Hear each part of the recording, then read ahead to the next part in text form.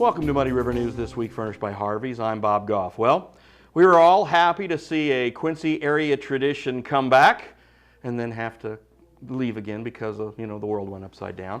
But now it's back again and it's a month away, and I'm here to talk to the race director, Traeder of the Quincy Grand Prix of Karting. Welcome.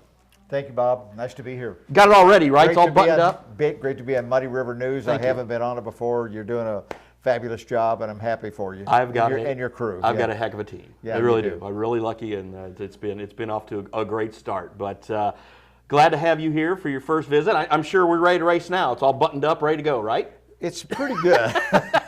There's always last-second stuff, and you think of stuff like at 2 in the morning, my gosh, I forgot to do that, and things like that. So I'm sort of a one-man gang. I have some people helping me. My daughter-in-law, Jamie Traeder, is helping me this year, which is doing a good job.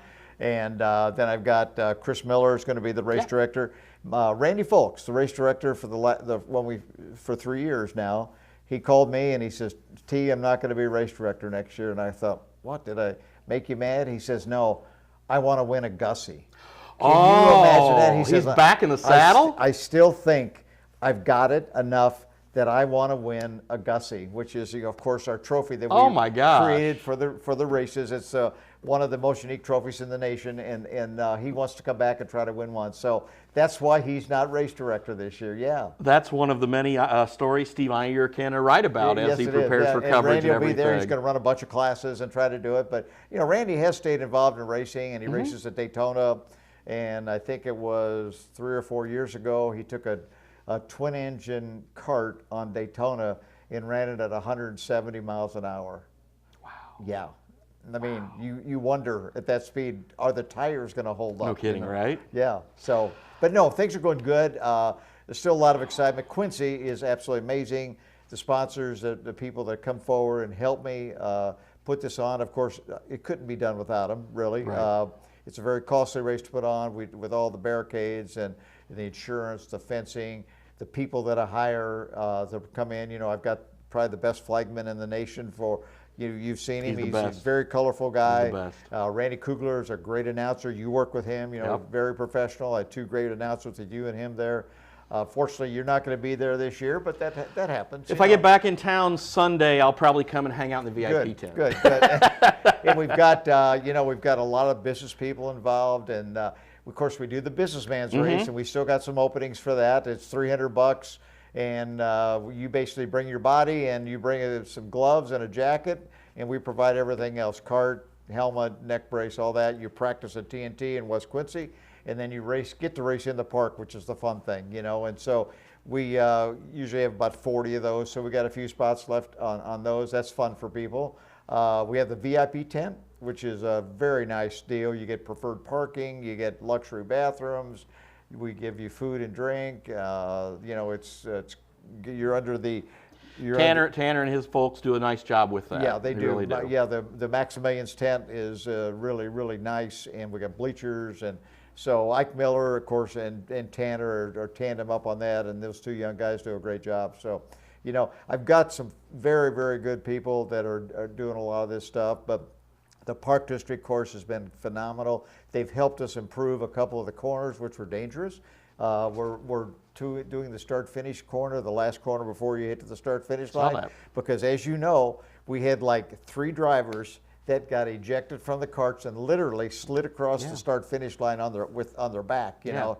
And I was so happy none of those guys got hit. So we're putting a curb in it so they can race more through that corner. And then corner 7, we had all kinds of problems, and the Park District kind of helped us expand that out a little bit. Of course, I get a lot of volunteer help from Jeff Miles and JT Miles put together a group of guys from our local carters. They come over, they help work on the park and stuff like that, and that's what helps make this great race what it is. And now that it's back and it's geared up and everything, you said right now you're about 100 carts and you're shooting to top last year. Yeah, we had 343 entries last year, not including the business people's race. So I'm hoping to hit 344. When you're in sales, you hope that you always have one more than you had last year. So who knows what'll happen? It's hard to tell. Gas prices probably do hurt us a little bit.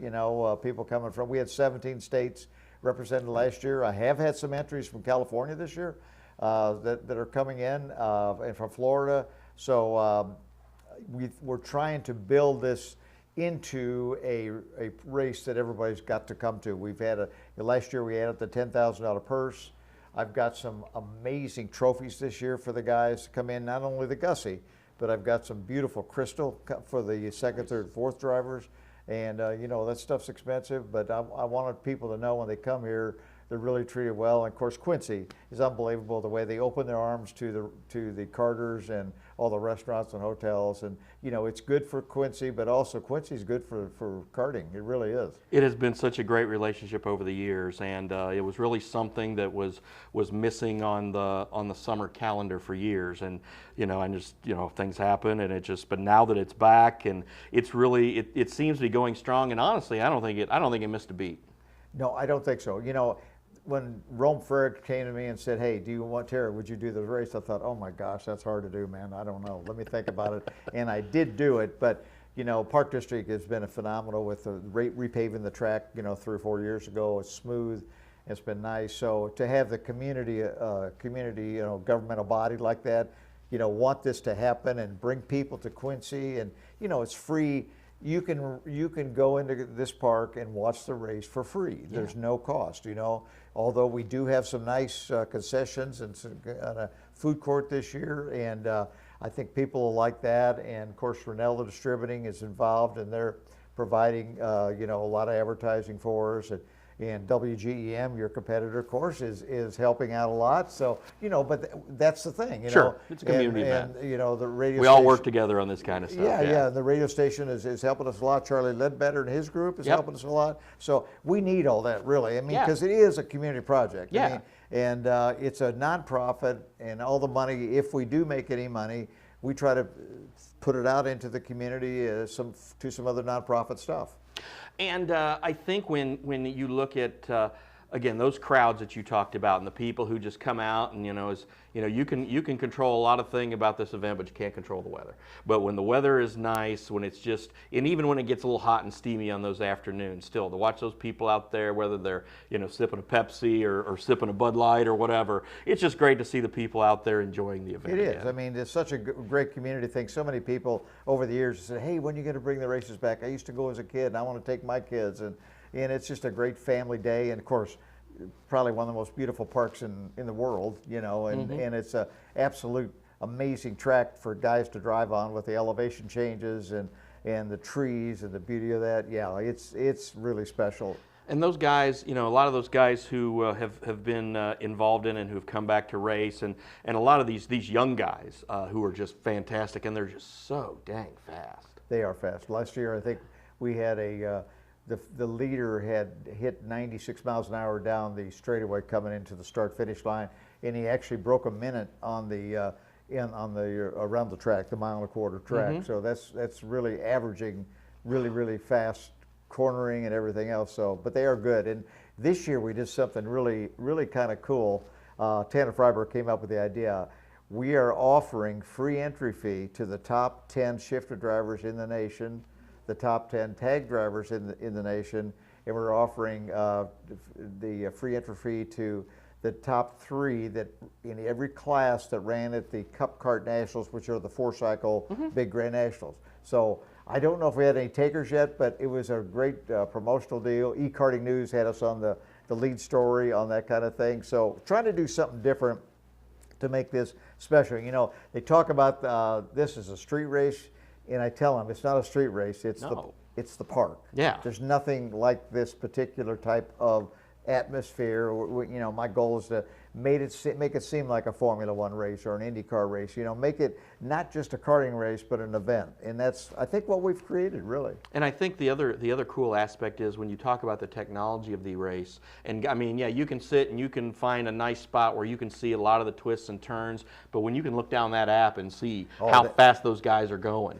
that's cool, because that's how I followed it whenever I've done the announcing. It's just like, wow, and you see him jockey for position. You're absolutely right. It's so fun to see, okay, where's number 12 at? And, you know, you could see, oh, well, he's in second now. You know, he's moving up. He's only a second behind the other guy in first. So that is, you're right, that is a beautiful thing that's changed things, because, you know, it's a big track. You can't watch the whole thing.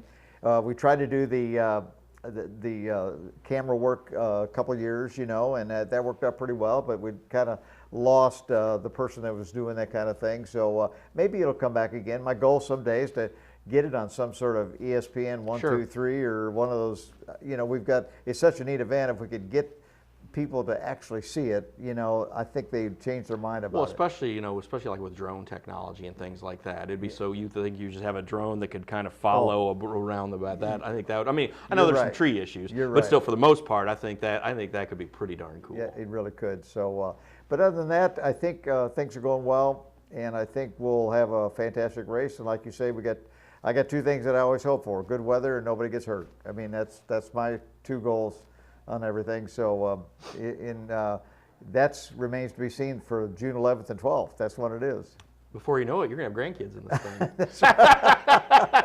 Are mom and dad gonna let that happen? I don't know. You know, that's yet to Or are be you gonna seen. put golf clubs in their hands? Probably, Well, we're right? trying everything. We want Sure. to let them have a lot of experience doing whatever they want to do, and they can go run our track and get good enough to run. You know, we don't allow juniors to run in the park. Right. It's too fast, so you got to be 15 or above to run out here. And They'll be there before you know it. I know it. It happens so quick. You're right. Real quickly, let's talk about West Quincy. You guys just did the resurfacing there. How are things going over there? Going good. Our local program is really excellent. We get 50 to 60 drivers. You know, and a lot of that was driven by the park. You know, they saw this out here and they said, hey, I want to drive the park someday. So they bought a cart, they come over and they run on our track. They get some experience, feel confident about running over here, and then they're able to go run the park. But we have, it's a great family sport. People are doing it for the right reason. They're having fun. We get them over there. Jeff Miles runs a great program, so you don't have to spend all day and all night over there. You go over and at 11 o'clock and run, and then you're out of there by 3 o'clock. So yeah, and a lot of those guys, I mean, they'll go run here, then they'll go run an Elkhart, or they'll go run all these other places, but then they come back and race. And again, we've got a lot of the guys and the young ladies there who run there. They practice and they get their seat time here, and then they go have great success at the park. They do, and of course, we got one of the most outstanding drivers in Christian Miles. That's came out of here for many years. So we'll see what happens. Someday, maybe we'll get ourselves an IndyCar driver or Formula One driver or something like that. You don't know what can happen. It takes so much money to go to the next level. But the local program, we always promote it as it's not that serious. We want you to have fun and try to win, but let's enjoy it. Let's make it a family sport, and that's what it's really all about. Yeah, and if you want to go race the big races, again, that's how you practice. Right. If you want to spend more money, like you could buy it a brand new Ignite card for $4,000. You come over there. You don't have to know a lot about what's going on. People help you. You can ask them anything you want. They'll help you get out there and get going. And I think that's a cool deal too. You could be competitive by just buying that Ignite cart, because everybody uses the same tires, same motor, same carts, and so you don't have to spend a lot of money on sending your motor away to get modified. It's a sealed engine, and it's really, I think, saved karting in this area. Oh yeah, no question about it, and the proliferation of those that you've seen, and the guys that just want to, and then again, you got your guys who kind of their own little private little group, businessmen's group, who go out there and practice sometimes too. They just want to go have fun. Yeah, just go and We are going to be building some storage building over there for 6 different people.